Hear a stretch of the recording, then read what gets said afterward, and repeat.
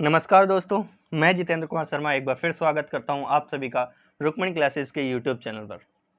जैसा कि आप देख रहे हैं, आज हम कक्षा 8 की जो गणित है उसके नेक्स्ट टॉपिक पर बात करने जा रहे हैं। तो टॉपिक अपना वही है, चतुर्भुजों को समझना, जो अपनी लास्ट क्लास में था, लास्ट सेशन में था या कल था। केवल कल हमने बात की थी चतुर्भुजों को समझने की, कल अपन ने बहुभुज और चतुर्भुजों को समझा था। आज हम इनको विस्तार पूर्वक अध्ययन करेंगे। इसकी जो प्रश्नावली है 3.1 उसे हल करेंगे। तो वीडियो स्टार्ट करने से पहले अगर आप लोगों ने हमारे चैनल को सब्सक्राइब नहीं किया है तो चैनल को सब्सक्राइब कर दीजिए और बेल आइकन को प्रेस कर दीजिए ताकि आप लोगों को हमारे वीडियो से संबंधित नोटिफिकेशन मिलता रहे। तो देखिए क्या है, अपनी जो प्रश्नावली है वो है चतुर्भुजों को समझना। हमने कल आप लोगों को चतुर्भुज समझना सिखा दिया था। मैंने कल कुछ चीज़ें बताई थी कल के वीडियो में, लास्ट वीडियो में। तो देखो मैं वह चीज़ें आपको एक बार फिर दिखा देता हूँ ताकि हम समझ जाएं। कल वाली उसी पेज से दिखाता हूँ मैं आप लोगों को। देखिए, तो देखिए ये है अपना कल का पेज, देखिए जिसमें अपन ने बात की थी सरल वक्र या साधारण वक्र की, जिसमें अपन ने बात की सबसे पहले अपने टॉपिक के अनुसार चतुर्भुज की। तो इसमें 4 भुजाएं होती है, वर्ग, आयत वगैरह सब क्या होते हैं, चतुर्भुज होते हैं। चतुर्भुज की कोई सी भी प्रकार हो सकती है, ये भी चतुर्भुज है। फिर अपन ने बात की थी त्रिभुज की। तो ये त्रिभुज बताया था, 3 रेखाखंडों से बंधा आकृति त्रिभुज कहलाता है। देखो ये चित्र बनाया था मैंने त्रिभुज की। तो देखो 2 रेखाखंड से नहीं बनता, एक तीसरा रेखाखंड जरूरी होता है। फिर बात की थी बहुभुज, वो कहा था कि केवल रेखाखंडों से बना सरल बंद वक्र क्या कहलाता है, बहुभुज कहलाता है। ये अपन ने आकृतियां बनाई थी कुछ, उसके अभ्यंतर और बहिर्भाग की चर्चा की थी कल, परिसीमन बॉर्डर जिसे कहते हैं। फिर अपन ने उत्तल और अवतल बहुभुज की बात की थी। तो ये उत्तल बहुभुज, ये अवतल बहुभुज हो गए थे। मैंने क्या बताया, उत्तल बहुभुज वो होते हैं जिनके अंदर से, मतलब जिनके अभ्यंतर में विकर्ण बने, और अवतल बहुभुज वो होते हैं जिनके किसी बाह्य भाग में, बहिर्भाग में क्या बने, विकर्ण बने। तो जैसे इनमें देख रहे हो आप लोग कि ये यहाँ पर बन रहा है, यहाँ बन रहा है और यहाँ पर भी बन रहा है।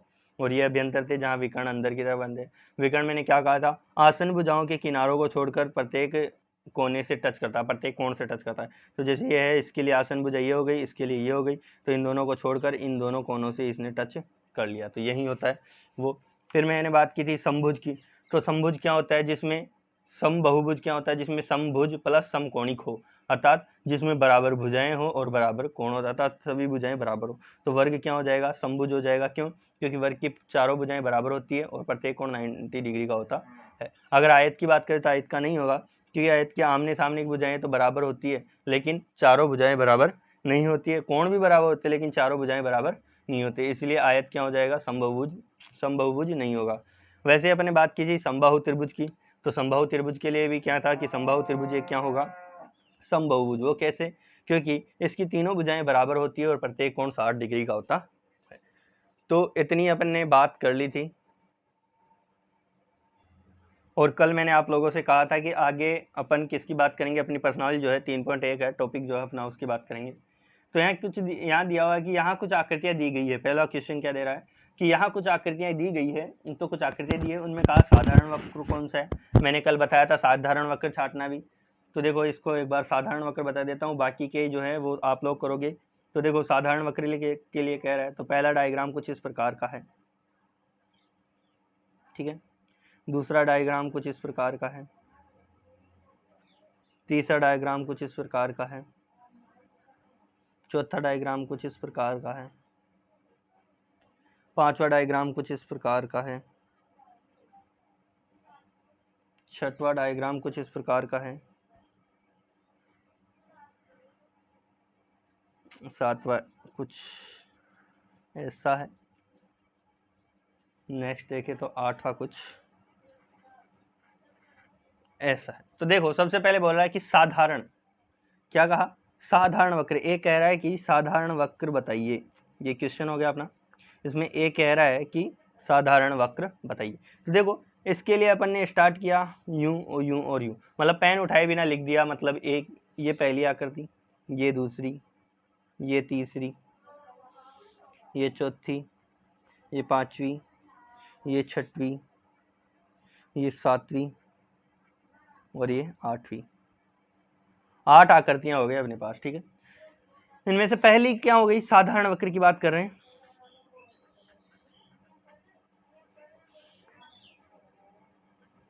तो देखो साधारण वक्र की बात कर रहे हैं, तो देखो पहली आकृति को अपन ने बनाना प्रारंभ किया तो बिना टच किए उठाए बना सकते हैं, तो पहली आकृति साधारण वक्र होगी। दूसरी की बात करें तो दूसरी को बना सकते हैं, तो दूसरी भी क्या हो गई, साधारण वक्र होगी। देखो बात करते हैं तीसरी की, तो तीसरी में पेन उठाने की जरूरत पड़ती है। क्या कहा, तीसरी में क्या पड़ती है, पेन उठाने की जरूरत पड़ती है। ये मैंने आप लोगों को पहले भी बताया था कि तीसरी जो प्रश्नावली है, तीसरा जो है ऐसा डायग्राम हमने पीछे भी बात की थी, और इस डायग्राम के लिए कहा था कि इसमें पेन उठाने की जरूरत पड़ती है। क्यों, क्योंकि एक गोला बना के दूसरा गोला बनाएंगे तब हमें पेन उठाना पड़ेगा। तीसरा था ये डायग्राम स्टार टाइप का, इसमें पेन तो नहीं उठा रहे, लेकिन यह साधारण वक्र नहीं होगा। क्यों, क्योंकि इसमें अपन ने क्या किया है, सरल रेखाओं से ही बना है, लेकिन इसमें अपन ने कुछ ये किया है कि यह, मैंने क्या कहा था कि यह एक बहुभुज नहीं है। इसमें भुजाएं तो बहुत सी है, लेकिन इसमें कोई पर्टिकुलर कोण नहीं बन रहे। इसमें कई त्रिभुज बन रहे हैं, कई चतुर्भुज बन रहे हैं, एक पंचभुज बन रहा है बीच में, ऐसे कई बहुभुज तो बन रहे हैं, लेकिन अलग अलग टुकड़ों में बन रहे हैं, अलग अलग त्रिभुज बन रहे हैं। देखो ये त्रिभुज, ये त्रिभुज, ये त्रिभुज, ये त्रिभुज, ये त्रिभुज, तो ये क्या है कि ये बहुभुज भी नहीं होगा, ये अवतल बहुभुज इसको कहेंगे। वो क्यों कहेंगे वो मैं आप लोगों को बताऊंगा। फिर पांचवा है, देखो एक यहाँ से स्टार्ट किया था अपन ने, वैसे कि वैसे बनाते आ गए, अर्थात पांचवा भी इसमें शामिल होगा। फिर बात की छठवा भी बिल्कुल गोला है, यह भी इसमें शामिल होगा, बताया था मैंने। सातवां, ऐसे अपन ने डायग्राम बनाया, ऐसे खींच के युग लाइन खींच दी, तो सातवां भी इसमें शामिल होगा, सातवां भी इसमें शामिल होगा। आठवें की बात करें तो आठवां अपन ने ऊपर गोला बनाया, नीचे गोला बनाया, और उन दोनों को मिलाया है, अर्थात इसमें पेन उठाना पड़ा है, तो यह भी इसमें नहीं होगा। तो ये इसके आंसर आ जाएंगे साधारण। मैंने क्या कहा कि यह एक बहुभुज नहीं है। क्यों नहीं है, क्योंकि इसमें देखो 1 2 3 4 5, ये 5 तो त्रिभुज बने हैं, और बीच का एक पंचभुज है। छठवा जो है ये बीच का, वो क्या है, एक पंचभुज है। तो देखो पंचभुज को लेते हैं तो वह बहुभुज होता है, और लेकिन ये अलग अलग बहुभुज, ये सभी अलग अलग बहुभुजों का, त्रिभुज भी एक बहुभुज होता है, का संगम है। तो देखो अगर इसको यूं मिलाते हैं तो ये देखो बाहर इसके विकर्ण बन रहे हैं, ये विकर्ण इसके बाहर भी बन रहे हैं, ये सभी विकर्ण इसके बाहर बन रहे हैं। तो इसके बाहर बनने वाले विकर्णों के कारण इसे क्या कहेंगे अपन, इसमें विकर्ण बाहर बनेंगे, इस कारण इसको अवतल बहुभुज कहेंगे, अवतल बहुभुज। समझ में आया, तो इसको क्या कहेंगे, अवतल बहुभुज कहेंगे। तो ये आप लोग कर लोगे, आगे के सभी आपको खुद करने। साधारण बंद वक्र सेम ये की यही हो जाएंगे, क्योंकि जो भी वक्र है सारा अपना बंद है। साधारण वक्र जो भी है वो है बंद है, ठीक है। पहला, दूसरा, पांचवा, छठवा, सातवां। देखो निम्नलिखित प्रत्येक में कितने विकर्ण हैं। क्वेश्चन नंबर 2 क्या कह रहा है, क्वेश्चन नंबर 2 कह रहा है कि निम्नलिखित में प्रत्येक कितने विकर्ण है। तो हम विकर्ण की बात करते हैं, तो विकर्ण मैंने कहा था कि जैसे एक डायग्राम है, जैसे मैं एक पंचभुज लेता हूं, ये मैंने पंचभुज ले लिया, ठीक है, A B C D E, ये पंचभुज मैंने ले लिया। मैंने क्या कहा विकर्ण के लिए, देखो विकर्ण के लिए मैंने कहा था यदि ए से विकर्ण चलेगा तो अपने आसन्न भुजाओं, ये और ये भुजाएं क्या होती है, आसन हो गई इसकी। क्यों, क्योंकि इस बिंदु को दोनों जुड़ रही है। आसन मतलब अपन बैठते हैं ना, टिक के बैठते हैं, तो जहां ये दोनों टिकी हुई है, यहाँ ए पे टिकी है, ए के लिए कह रहे हैं, तो इन दोनों के कोणों को छोड़कर, इन दोनों कोणों को छोड़कर बाकी के सभी कोणों पर यह अपना विकर्ण बनाएगी। यह क्या करेगी, अपना विकर्ण बनाएगी। तो 2 विकर्ण हो गए। बी की बात करें तो ए और सी को छोड़ देगा, और ई और डी पे बना लेगा, 2 ये बन गए। और अगर सी की बात करें तो सी बी को छोड़ देगा और डी को छोड़ देगा और ई पे बना लेगा। वैसे अगर सबकी बात करें तो वैसे मेरे हिसाब से सबके लिए ये बन गए हैं। तो 2 2 4, 2 और 2 4 विकर्ण बन गए। देखो 1 2 3 4 और एक 5 विकर्ण बन गए। कितने विकर्ण बन गए, 5 विकर्ण बन गए। 1 2 3 4 और 5, कितने बन गए, 5 विकर्ण बन गए। सेम ऐसा ही डायग्राम बनाया ना, वहाँ पे भी सेम यही डायग्राम बना अंदर, तो कितने बन गए, इसमें 5 विकर्ण हो गए।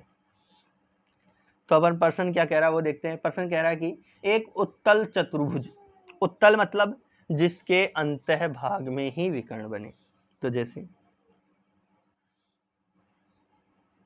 नॉर्मली यह क्या, उत्तल चतुर्भुज, क्योंकि इसके अंतभाग में बनेंगे, तो इसको मैंने नाम दिया ए बी सी और डी। तो देखो ए से निकलने वाला विकर्ण बी और सी के कोनों पर न टच करके किस पर टच करेगा,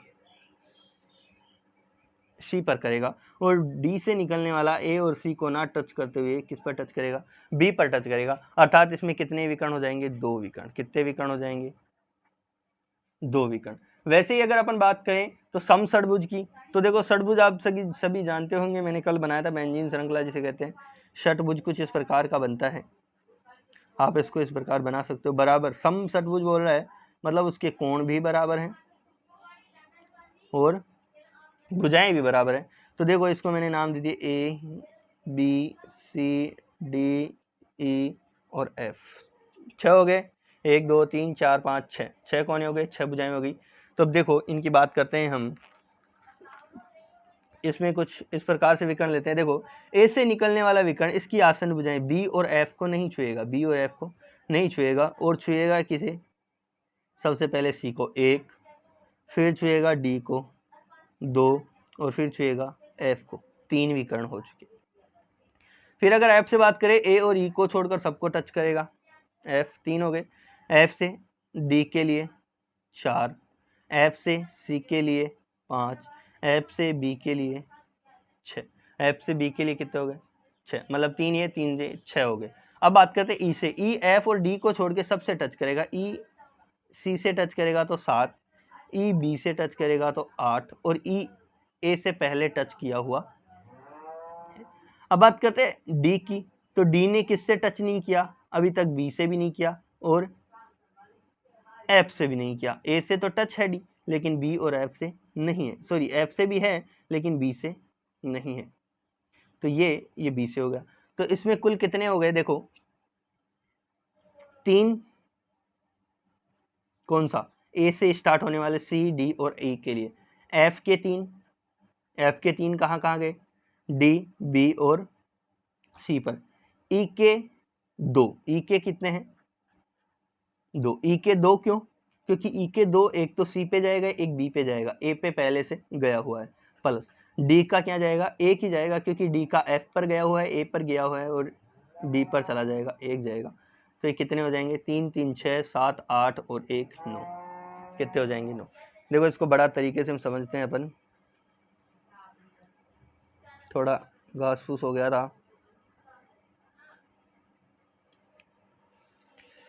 ये ए, ये बी, ये सी, ये डी, ये ई और ये एफ, इनके सम षटभुज है। ये क्या है? सम षटभुज है, मतलब इसकी प्रत्येक भुजा बराबर है। और देखो मैंने क्या कहा? विकर्ण के लिए वह अपने आसन्न कोणों को छोड़कर, आसन्न भुजा के कोणों को छोड़कर ये और ये कोण को टच भी नहीं करेगा और बाकी सभी को टच करेगा।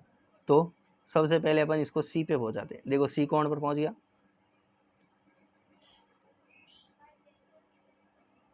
ए से सी पर पहुंच गया। फिर बात करते हैं किस पर? ए से कौन सी पर जाएगा? फिर ई पर जाता है, ई पर भेजते हैं। तो देखिए ए से ई के लिए रवाना हो गया, ये रवाना हो गया, ये ई के लिए रवाना हो गया। अब देखा क्या? ए बी पर नहीं जाएगा, एफ पे नहीं जाएगा, तो किस पे जाएगा? ए से डी पर जाएगा। तो ये गया डी पे, ये कहाँ चला गया? डी पर चला गया। ठीक है, ये 3 हो गए। उसके बाद बात करते हैं अपन किसकी? एफ से। एफ से देखो सबसे पहले अगर अपन बात करें तो ए पर भी नहीं जाएगा और एफ पर, ई पर भी नहीं जाएगा, तो कौन सी पर जाएगा? बी पर जाएगा। तो बी को मिला देते हैं एफ से, एफ को बी पर भेज दिया। एफ सी पर भी जाएगा, उधर देखो सामने सी दिख रहा है, सी पर भी गया। एफ डी पर भी जाएगा, तो ये एफ डी पर भी चला गया। तो ये अपन ने पेन यूज लिए। अब आगे बात करते हैं अपन ई की। तो देखो ई किस पर जाएगा? एफ को और डी को छोड़कर, एफ को और डी को छोड़ देगा तो जाएगा ए पर। सबसे पहले एफ के इधर आते हैं ए पर, तो ए पर पहले से गया हुआ है। और बात करते हैं बी पर जाएगा, तो ये बी पर अपन ने इनको मिला दिया। ठीक है, और जाएगा सी पर, डी पर तो जाएगा ही नहीं, और जाएगा सी पर, तो ये इनको अपन ने मिला दिया। अब बात करते हैं डी की। तो डी किस पर जाएगा? ई और सी को तो छोड़ देगा, डी ई और सी पर बिल्कुल भी नहीं जाएगा। डी क्या करेगा? ई और सी पर तो नहीं जाएगा, लेकिन किस पर जाएगा? एफ पर जाएगा। तो एफ पर देखो ये चॉकलेटी कलर से पहले ही गया हुआ है।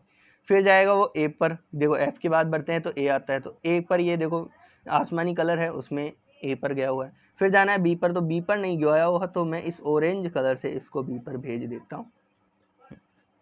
ये हो गया बी पर। फिर बात करते हैं सी की। तो सी बी और डी को टच नहीं करेगा, तो देखो बी के बाद ए को टच करेगा तो आसमानी से टच कर रहा है, सी एफ को टच करेगा तो चॉकलेटी से, और ई को टच करेगा तो रेड से कर रहा है।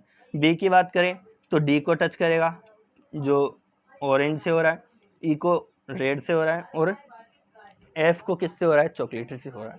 तो ये सभी टच हो गए। अब इनको अपन गिन लेते हैं। क्या करते हैं, अपन इन सब को गिन लेते हैं कि कितने विकर्ण हो गए। अपने को यही तो कहा है उसने कि विकर्ण गण दीजिए और कुछ नहीं चाहिए मेरे को, विकर्ण गण के दे दीजिए। तो अपन ने वही करना है, विकर्ण गणना है। तो देखो 1 2 और 3, आसमानी रंग के कितने हो गए 3, प्लस चॉकलेटी रंग के 1 2 और 3, चॉकलेटी रंग के हो गए 3 प्लस, फिर रेड रंग के 1 और 2, लाल रंग के कितने हो गए 2 प्लस, ऑरेंज रंग के कितना हो गया 1। क्या इसके अलावा और कोई रंग है, नहीं है। एक आसमानी था उसके 3 ले लिए, चॉकलेटी था उसके 3 ले लिए, लाल थे उसके 2 ले लिए, और ऑरेंज था उसका 1 ले लिया। टोटल यही रंग है। तो देखो 3 और 3 6 और 2 कितने होते हैं, 6 और 2 कितने होते हैं, 8, 8 और 1 क्या होता है 9, 8 और 1 9, यही अपना क्या आ गया, आंसर आ गया। तो षटभुज की मैंने बता दिया। सम षटभुज का मतलब है इसकी प्रत्येक कोण जो है ना वो बराबर हैं और इसकी जो भुजाएं हैं वो भी बराबर है। आपको ये याद रखना है, ये देख के बनाना आप लोग। फिर कह रहा है तीसरा क्वेश्चन, उत्तल चतुर्भुज के कोणों के मापन का योगफल क्या होगा। उत्तल चतुर्भुज, मैंने क्या कहा था, देखो सबसे सिंपल चतुर्भुज का उदाहरण होता है वर्ग। वर्ग के लिए क्या कहते हैं, प्रत्येक भुजा समान होती है और प्रत्येक कोण 90 डिग्री का होता है। तो कुल मिलाकर कितने कोण बनते हैं, कुल मिलाकर कितने कोण बनते हैं 90 डिग्री के। एक डायग्राम में 90 डिग्री के 4 कोण मिलते हैं। तो 0 9 चौक 36, कितने हो गए 360 डिग्री। 90 डिग्री के 4 कोण होते हैं, प्रत्येक कोण 90 डिग्री का, तो 4 कोण मिला के 360 डिग्री का। तो चतुर्भुज ही है, चाहे कोई सा भी चतुर्भुज हो, इसका डायग्राम ऐसा ही होगा। फिर कह रहा है तो क्या हो गया, पहला हो गया उत्तल चतुर्भुज के कोणों के मापों का योगफल। यहाँ लिख देंगे उत्तल चतुर्भुज के कोणों के मापों का योगफल।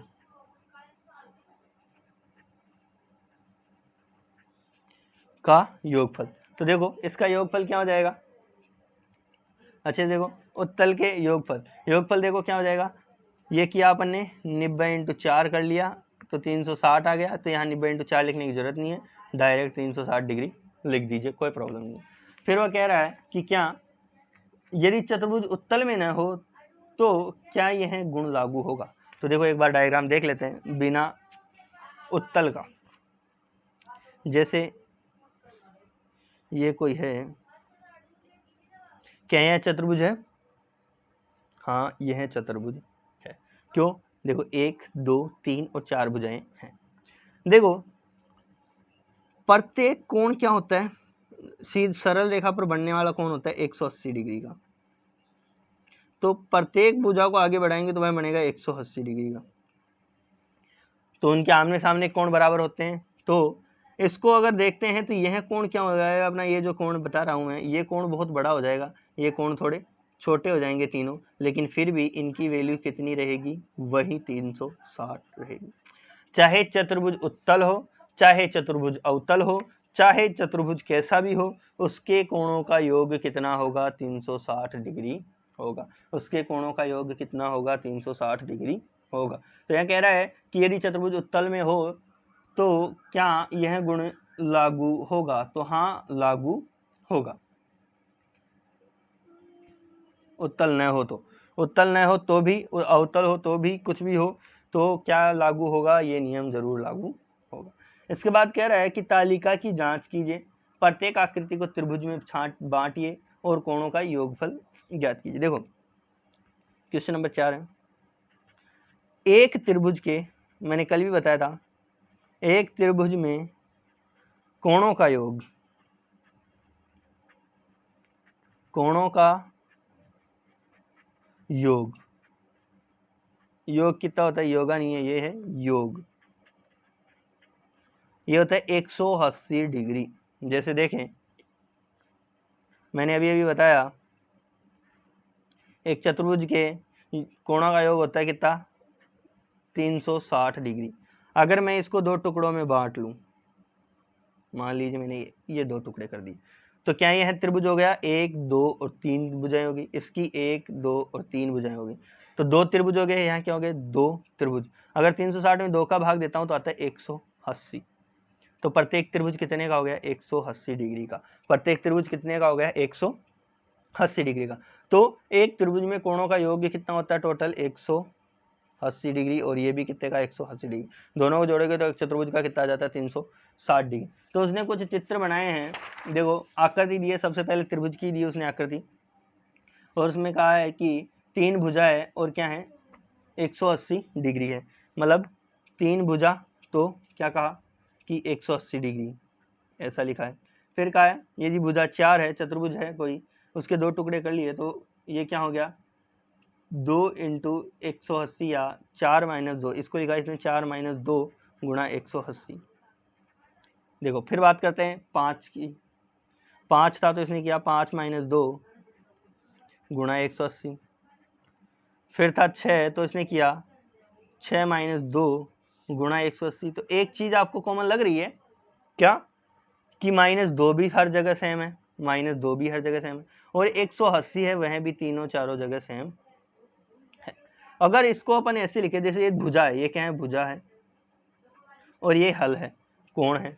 तो देखो ये भुजा है, इस भुजा को अगर अपन देखो कि पहले लिख रहे हैं 4 लिख रहे हैं, तो इस 3 को भी यहाँ लिख लेते हैं। -2 हर जगह घटा रहा है तो कॉमन फैक्टर -2 कर देते हैं। तो इनको हल करते हैं, देखें इनका आंसर क्या आता है। 3 - 180 आना चाहिए ना इसका। 3 - 2 किया तो होता है 1 गुणा 180 होता है 180, बिल्कुल सही आ रहा है।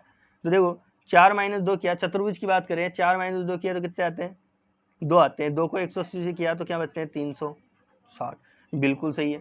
ऐसे ही आगे बढ़ते जाएंगे तो इनके सबके उत्तर आते जाएंगे। 5 - 2 किया तो बचते हैं 3, 3 को 180 से गुणा किया तो बचते हैं, देखो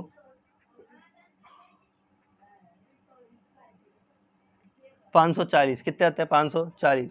यहाँ होते हैं 4, 18 को 540 से गुणा करते हैं तो बचते हैं 720। 180 को 4 से गुणा करते हैं तो बचते हैं 720, यहाँ बचते हैं 540। कैसे, ये चीज़ आप लोगों को समझ में आई होगी कि अपने को जो दिया वही दिया है, अर्थात इसका फार्मूला क्या हो गया, ये भुजा है, ये भुजा है, इसको अपन मान लेते हैं n, भुजा को क्या मान लेते हैं n। तो इसका फॉर्मूला क्या हो जाएगा, फॉर्मूला क्या हो जाएगा n - 2 ब्रैकेट 180, क्या हो गया n - 2 ब्रैकेट 180 डिग्री। ये क्या है, इसका फॉर्मूला है, किसका फॉर्मूला, कोणों का योगफल निकालने का।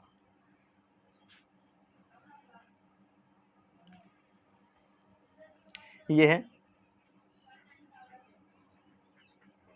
कोणों का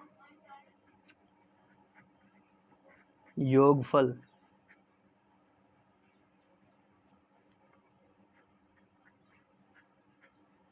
निकालने का सूत्र। यहाँ जो n है, n क्या है भुजा, n क्या है यहाँ पर भुजा है। तो देखिए अपने को क्या है कि एक बहुभुज के कोणों के योग के बारे में आप क्या कह सकते हैं जिसकी भुजाओं की संख्या निम्नलिखित है। तो देखो अपन इसमें से 10 भुजा वाला ले लेते हैं। उसने कहा 10 भुजा, अर्थात n बराबर क्या है 10 है, n बराबर क्या है 10 है। तो ये देखो ये चीज़ अपन ने अपने लिए अलग से सेपरेट लिख ली है, क्योंकि इसी से पहचाना अपन ने। केवल चेंज क्या हो रहा है 3 4 5, मतलब भुजा की संख्या चेंज हो रही, बाकी सेम हो रहा है। तो भुजा की संख्या को अपन ने n मान लिया, क्योंकि यह जितना चेंज होगा अपने मान बढ़ता जाएगा। n बराबर 10 दिया तो अपना फॉर्मूला क्या कहता है कि 10 - 2 n - 2 इंटू 180, यही कहता है अपना फॉर्मूला। क्यों n - 2 इंटू 180 डिग्री। अगर इसको हल करते हैं तो देखिए क्या होता है, यहाँ बचता 8, 10 में 2 गए तो 8 गुणा 180 डिग्री। इनको हल करते हैं तो क्या मैं इसको यहाँ लिख लेता हूँ, क्या इसको 180 डिग्री गुणा 8 लिख सकता हूँ। क्यों, क्योंकि अपना संवर्त नियम याद हो, हाँ क्रम विनिमय नियम याद होगा आप सभी को, संवर्त नहीं क्रम विनिमय नियम याद होगा कि यदि a गुणा b को b गुणा a लिख दिया जाए तो भी वैल्यू क्या आएगी समान ही आएगी। तो अपन ने वही किया, a गुणा b को b गुणा a लिख दिया, और अब इसको गुणा करते हैं। देखो 8 को 0 से गुणा किया 0, 8 को 8 से गुणा किया 8 वंटे 64 का, चौका हाथ से लगी 4, 6 हाथ से लगी 6, और 8 एकम 8, 8 और 6 14, तो कितना डिग्री आ गया 1440। ये क्या था n बराबर 10। अर्थात ये था क्वेश्चन नंबर 4। क्वेश्चन नंबर 4 का सी था, 4 का था ये सी, जो अपन ने हल कर दिया है। इसके बाद बात करते हैं हम 5वें प्रश्न पे बढ़ते हैं। तो यहाँ क्या है, समबहुभुज क्या है। समबहुभुज मैंने आप लोगों को पिछली क्लास में बताया था कि समबहुभुज वह होता है जिसकी भुजा एक क्या, जिसमें समभुज और समकोणिक हो। समबहुभुज वह होता है जो समभुज और समकोणिक हो, अर्थात जिसकी भुजा भी सम हो और कोण भी सम हो, वही क्या होता है, समकोणिक कहलाता, समबहुभुज कहलाता है। तो एक समबहुभुज का नाम बताइए। तो देखो 3 भुजाएं हैं, एक 4 भुजाएं हैं और एक है 6 भुजाएं। तो समबहुभुज का नाम बताइए। तो यह कुछ एक थोड़ा कंफ्यूजिंग है कि क्या कहा उसने, एक बार प्रश्न को वापस पढ़ते हैं कि समबहुभुज क्या है। एक समबहुभुज का नाम बताइए जिसमें 3 भुजाएं, 4 भुजाएं और 6 भुजाएं। तो क्या कह रहा है, समबहुभुज का नाम बताइए। तो देखो क्वेश्चन नंबर 5 क्या कह रहा है, थोड़ा समझने में दिक्कत होगी लेकिन प्रश्न बहुत सिंपल है कि क्या कह रहा है कि समबहुभुज बनाना है अपने को 3 भुजा से, अब समझ में आया, 4 भुजा से और 6 भुजा से एक समबहुभुज बनाना है जिसकी भुजाओं का योग भी समान होगा, अर्थात भुजाएं भी समान होगी और इसका कोण भी समान होंगे। तो क्या कह रहा है, वह कह रहा है कि समबहुभुज के बनाना है अपने को 3 भुजा वाला, 4 भुजा वाला और 6 भुजा वाला। तो देखो हमने कल 3 भुजा वाला का एक उदाहरण दिया था, समबाहु त्रिभुज। समबाहु त्रिभुज का एक उदाहरण दिया था मैंने कल, ऐसा एक डायग्राम बना के समझाया था। क्या नाम बताया था, समबाहु, अर्थात समान भुजा वाला त्रिभुज। अगर त्रिभुज में भुजा समान है तो इसका तात्पर्य यह होगा कि उसके कोण भी समान होंगे। उसके बाद था क्या, उसके बाद अपन ने बात की थी 4 भुजा वाला। तो 4 भुजा के लिए मैंने कल बताया था वर्ग का एग्जाम्पल। 4 भुजा के लिए मैंने बताया था, वर्ग का एग्जाम्पल दिया था कि वर्ग की भुजाएं भी बराबर होती है और प्रत्येक कोण क्या होता है, 90 डिग्री का होता है। तो क्या हो जाएगा, ये भुजाओं के हिसाब से भी 90 डिग्री के कोण के हिसाब से ठीक हो जाएगा। भुजाओं के लिए अर्थात 4 भुजाओं के लिए वर्ग सबसे बढ़िया उदाहरण रहेगा। फिर बात करते हैं 6 भुजाओं के लिए। तो अभी अपने एक एग्जाम्पल आया था समषडभुज का, समषडभुज का। तो समषडभुज का ये 2 एग्जाम्पल हो जाएगा। बस ये बीच की लाइन थोड़ी लंबी हो गई, ये छोटी होगी। इन दोनों लाइनें जो है, इन दोनों लाइनों की साइज की ये दोनों बीच की लाइनें होंगी, ये हो जाएगा समषडभुज, समषडभुज। तो देखिए ये इतना अपने देख लिया। इसके बाद देखते हैं, देखिए आगे अपन चर्चा करते हैं अपनी बात इसके बारे में, वीडियो के बारे में। तो कुछ इस प्रकार है कि आगे प्रश्न दिया है कि निम्नलिखित आकृतियों में x कोणों का माप ज्ञात कीजिए। तो देखो ये थोड़ा लंबा खिंच जाएगा प्रोसेस, अपनी वीडियो बहुत ज़्यादा बड़ी हो जाएगी। तो मैं चाहता हूँ कि अपनी वीडियो बड़ी ना हो, इसीलिए हम आज के वीडियो को यहीं विराम देंगे। अगले वीडियो में हम बात करेंगे आगे के प्रश्नों की। अब तक अपन ने बात की 5 प्रश्नों की। ये 5 प्रश्न आप सभी को पूरे करने हैं, मैंने एक एक बताया है, बाकी का एग्जाम्पल आपको पूरे करने हैं इन 5 प्रश्नों के। इससे संबंधित और भी कोई क्वेश्चन हो तो वह भी आपको कंप्लीट करने हैं। तो इसी के साथ आज की क्लास का हम समापन करते हैं, आज की क्लास को समाप्त करते हैं। मिलते हैं अगली क्लास में, तब तक के लिए धन्यवाद। और अभी तक भी आप लोगों ने हमारे चैनल को सब्सक्राइब नहीं किया है तो चैनल को सब्सक्राइब कर लीजिए, बेल आइकन को प्रेस कीजिए और देखते रहिए हमारी ये क्लास। अगर क्लास पसंद आई हो तो क्लास को लाइक ज़रूर कीजिएगा और अपने दोस्तों को ज़रूर शेयर कर दीजिएगा ताकि उन्हें भी इसका फ़ायदा मिल सके। धन्यवाद।